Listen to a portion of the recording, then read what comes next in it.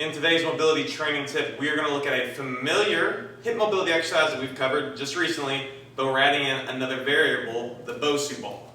Okay, so we're doing this single leg balance hip mobility work. So we're balancing same way we did our hip full rotations. Today we're going to look at just the in-range hip flexion, okay? But first, why the BOSU ball? Well, when we're here and we're going to do this hip flexion in-range isometric, the BOSU ball is going to help to, one, it's going to challenge our balance. You know, it's an unsteady surface, where this is steady. And also, the unsteady surface really teaches your foot, more so than being on a flat piece of just normal ground, to spread out and be wide, have that eccentric lengthening of the fascia on the bottom of the foot. But also, it's going to help teach you got to adjust, micro adjustments here, okay? So that's why I like using this. And I feel like when we're here, doing our in-range work, I'm having to keep that wide foot. I have to focus on pushing that big toe down, but I really feel these little extra, little fibers working in the hip because there's more balance at work. And I'm not trying to plant too much to the wall. I'm here. I'm letting go. I'm trying to be barely touching the wall, pushing into the BOSU ball with my foot. But a key note, okay, it's not a push that creates plantar flexion in the foot.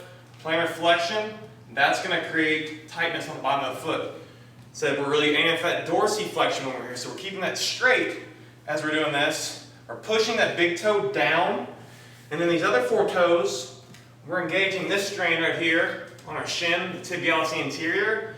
We're using that to help create that dorsiflexion to keep a wide foot. It's going to help lengthen the Achilles here to create a firm base. That's our goal. So in range here, pushing that big toe, engaging the shin, letting go, holding. Holding. From the other angle, another thing we're doing is think about having down force. Okay? If you're like you're creating length in the leg, but if you're just like trying to lengthen everything completely, you're going to lose that groundedness, that sturdiness for your base. So we're here, push the big toe, widen out, we let it go, and we're really engaging our quadriceps here to help keep a straight leg. Guys, try that out.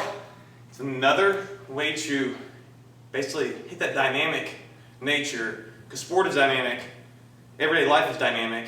Our training shouldn't be very, shall we say, just concrete, linear.